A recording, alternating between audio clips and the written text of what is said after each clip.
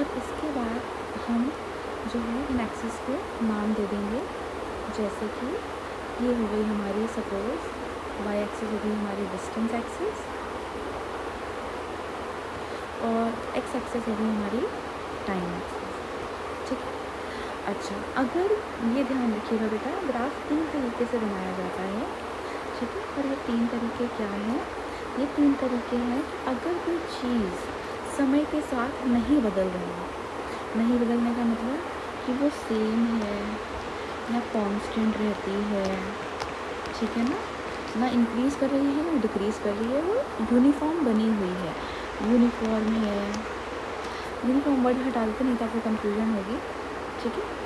तो उस केस में जो है ग्राफ कैसा आता है? ऐसा आता है, पैरेलल टू स्ट्रेट लाइन। ठीक है। लेकिन अगर समय के साथ कोई चीज़ इंक्रीज़ कर रही है, ठीक है, और कैसे इंक्रीज़ कर रही है?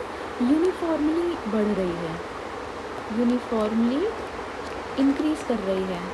इंक्रीज़ करना मतलब बढ़ना। तो ये जो ग्राफ की लाइन है ये भी ऊपर की तरफ जाती है, ठीक है ना, ऐसे ऊपर की तरफ जाती है क्योंकि ये बढ़ रही है। ठीक है। और अगर कोई चीज़ समय के साथ डिक्रीज़ करती है, ठीक है, तो उस केस में, ठीक है ना बेटा, वो जितनी थी, सपोज़ यहाँ पे थी, अब वो समय के साथ घट रही है तो ग्राफ नीचे आता है इस तरीके से, जिसको बोलते हैं यूनिफॉर्मली डिक्रीज़। ठीक है ना। तो फिर से देखिए बेटा, अगर कोई चीज़ कांस्टेंट है तो वो स्ट्रेट लाइन आता है ऐसे कांस्टेंट। अगर कोई चीज़ इंक्रीज़ कर रही है यूनिफॉर्मली तो ग्राफ ऐसे बन जाएगा।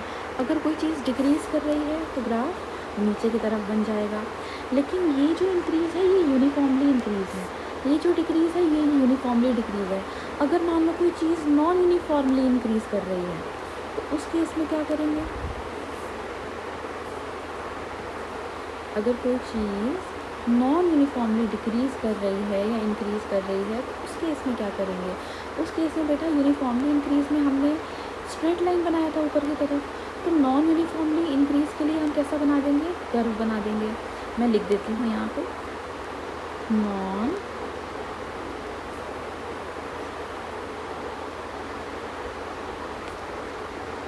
Uniformly increase. ठीक है ना। तो देखो, इंक्रीज़ के लिए हम जानते हैं कि ग्राफ ऊपर की तरफ जाएगा।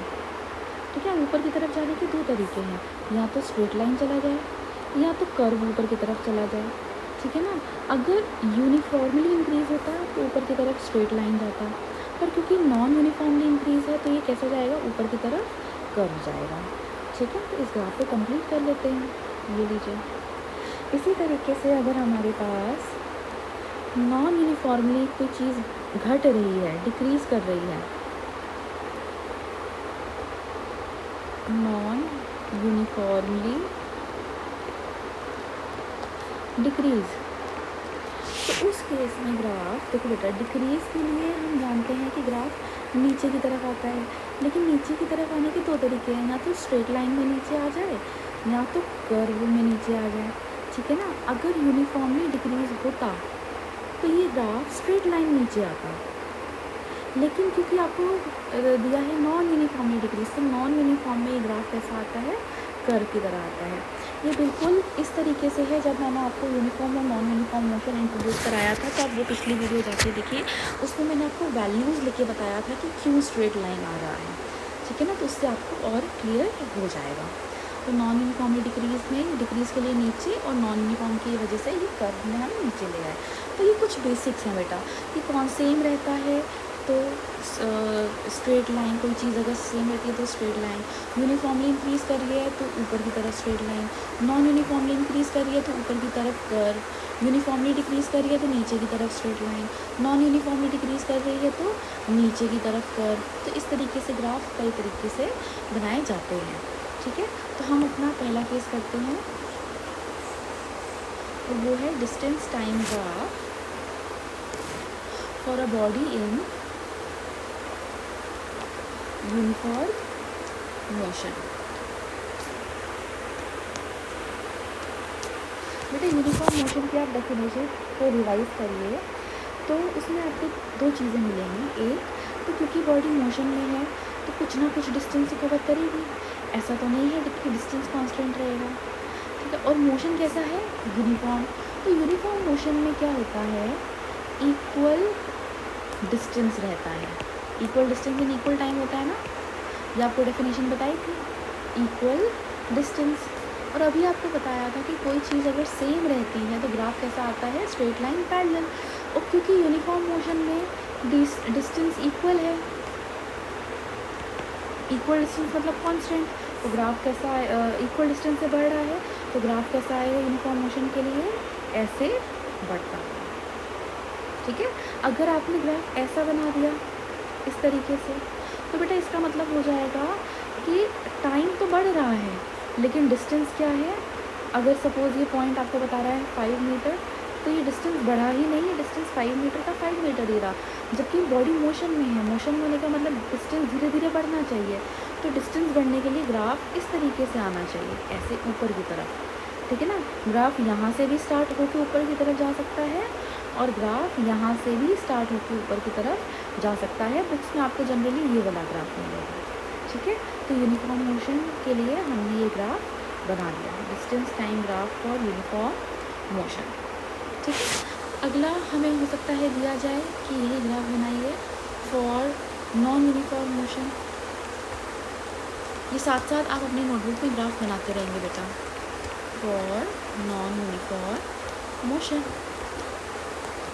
तो उस केस में हम क्या करेंगे बेटा, नॉन यूनिफॉर्म मोशन की डेफिनेशन रिवाइज करिए तो इसमें आता है unequal distance in equal time interval. और इसका ग्राफ मैंने आपको तब भी बना के बताया था, ठीक है ना। तो इसका ग्राफ के लिए हम डिस्टेंस अनइक्वल लेते हैं, तो अनइक्वल मतलब नॉन यूनिफॉर्मली बढ़ रहा है, ठीक है। मोशन में है मतलब बढ़ रहा है, डिस्टेंस रुक तो सकता नहीं, कांस्टेंट तो हो नहीं सकता।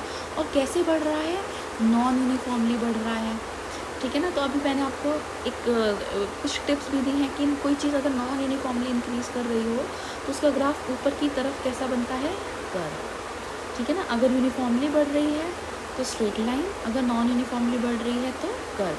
तो देखिए डिस्टेंस हमारा मोशन की वजह से कांस्टेंट नहीं होगा, ये क्या करेगा, इंक्रीज़।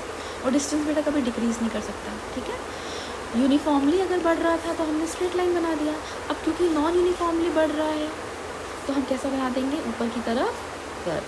तो इस ग्राफ को भी कंप्लीट कर लेते हैं, ये हमारा आ गया नॉन यूनिफॉर्म मोशन का ग्राफ, ठीक है।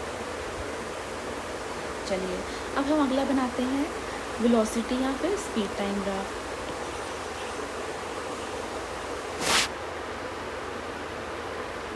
स्पीड टाइम ग्राफ, ठीक है। पहला पार्ट ले लेते हैं, फॉर यूनिफॉर्म मोशन। बेटा यूनिफॉर्म मोशन में डिस्टेंस तो बढ़ता है लेकिन स्पीड कांस्टेंट रहती है, ये आपको मैंने निकाल के बताया था। तो यहाँ लिख देते हैं ब्रैकेट में, for uniform motion speed remains constant. मतलब गाड़ी अगर सपोज 20 किलोमीटर पर आवर की स्पीड से जा रही है तो 20 से ही जाती रहेगी, स्पीड ना तो बढ़ती है ना ही कम होती है, ऐसे मोशन को बोलते हैं यूनिफॉर्म। डिस्टेंस बढ़ता है क्योंकि गाड़ी जा रही है तो डिस्टेंस धीरे धीरे बढ़ेगा, आप धीरे धीरे आगे जा रहे हैं, लेकिन स्पीड क्या रहती है, सेम। चलिए ग्राफ बनाते हैं। ग्राफ बनाने के लिए बेटा आपको बेसिक मैंने क्या बताया है, सबसे पहले हम क्या करते हैं, दो एक्सिस लेते हैं, ये हमने दो एक्सिस ले ली, ठीक है। फिर हम इन एक्सिस को क्या करते हैं, नाम देते हैं। नाम कैसे देते हैं, आपको स्पीड और टाइम ग्राफ बनाना है तो आप एक एक्सिस को स्पीड दे दीजिए नाम और दूसरी एक्सिस को नाम दे दीजिए टाइम, ठीक है ना। तो हम एक एक्सिस को नाम देते हैं स्पीड और दूसरी एक्सिस को हमने नाम दे दिया टाइम। और क्योंकि ग्राफ हमें यूनिफॉर्म मोशन के लिए बनाना है जिसमें स्पीड कांस्टेंट रहती है, तो अभी आपको बताया था बेटा अगर कोई चीज़ कांस्टेंट रहती है तो उसका ग्राफ कैसा बनता है, straight line parallel to time axis. तो इसको कंप्लीट कर दीजिए। क्योंकि यूनिफॉर्म मोशन में स्पीड कांस्टेंट है। तो ये हो गया ग्राफ किसका, फॉर यूनिफॉर्म मोशन। ठीक है, यही अगर आपको सपोज करो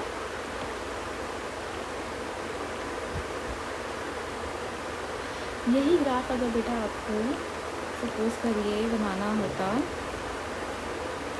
और नॉन यूनिफॉर्म मोशन, तो उस केस में बेटा हम जानते हैं स्पीड जो है कांस्टेंट नहीं रहती, ठीक है ना, स्पीड बदलती है। अब क्योंकि आपको सिर्फ इतना दिया है फॉर नॉन यूनिफॉर्म मोशन, ठीक है ना, तो स्पीड कैसे बदल रही है, यूनिफॉर्मली बदल रही है, नॉन यूनिफॉर्मली बदल रही है, ये तो दिया नहीं है, सिर्फ इतना दिया है फॉर नॉन यूनिफॉर्म मोशन, ठीक है। लेकिन इसके आगे कुछ नहीं दिया, तो हम क्या कर सकते हैं, सबसे पहले तो हम दो एक्सिस लेंगे, ये हमने दो एक्सिस ले ली, ठीक है ना। फिर हम क्या करते हैं, दोनों एक्सिस को नाम देते हैं, तो इसे हमने नाम दे दिया स्पीड और इसे हमने नाम दे दिया टाइम। वेलोसिटी देखिए बेटा कांस्टेंट नहीं है, और वेलोसिटी आप स्पीड आप जानते हैं कांस्टेंट नहीं है, तो स्पीड के पास दो ऑप्शन होते हैं, या तो वो बढ़ सकती है या तो वो घट सकती है, ठीक है। तो हम अपने हिसाब से केस ले लेते हैं कि सपोज स्पीड इंक्रीज़ कर रही थी, ठीक है, अगर सपोज स्पीड इंक्रीज़ कर रही थी तो उसका ग्राफ कैसा आएगा, ऊपर की तरफ स्ट्रेट लाइन, ठीक है। अब ये स्ट्रेट लाइन आप दो तरीके से बना सकते हैं, या तो आप उसको ओरिजिन 0 से स्टार्ट कर दीजिए, या फिर आप उसे थोड़ा ऊपर से भी स्टार्ट कर सकते हैं, है ना, यहाँ से भी आप स्टार्ट कर सकते थे, यहाँ से। तो दोनों में फ़र्क क्या है, दोनों में फ़र्क देखिए बेटा ये है कि अगर आप ग्राफ को 0 से ओरिजिन से स्टार्ट करते हैं, ठीक है, तो इसका मतलब होता है बॉडी स्टार्ट हुई है एट रेस्ट, इसका मतलब होता है बॉडी की वेलोसिटी 0 से बढ़ी है, यानी कि बॉडी पहले रुकी हुई थी और फिर स्टार्ट करी गई है, बॉडी स्टार्ट्स एट रेस्ट और धीरे धीरे वो अपनी स्पीड बढ़ा रही है। लेकिन अगर ग्राफ ऊपर की तरफ होता, सपोज यहाँ से आप स्ट्रेट लाइन स्टार्ट करते, तो अब देखो बेटा ग्राफ जो है हमारा यहाँ से बढ़ा है, 0 से तो नहीं बढ़ा, तो बॉडी रेस्ट से स्टार्ट नहीं हुई है, ठीक है, सिर्फ इतना फ़र्क है। लेकिन स्पीड दोनों में ही बढ़ रही है, तो आप कुछ भी बना सकते हैं, क्योंकि आपको क्वेश्चन में स्पेसिफाई नहीं करा, आपको सिर्फ इतना बोला है नॉन यूनिफॉर्म मोशन है, नॉन यूनिफॉर्म मोशन स्पीड बढ़नी चाहिए, 0 से भी बढ़ सकती है, कहीं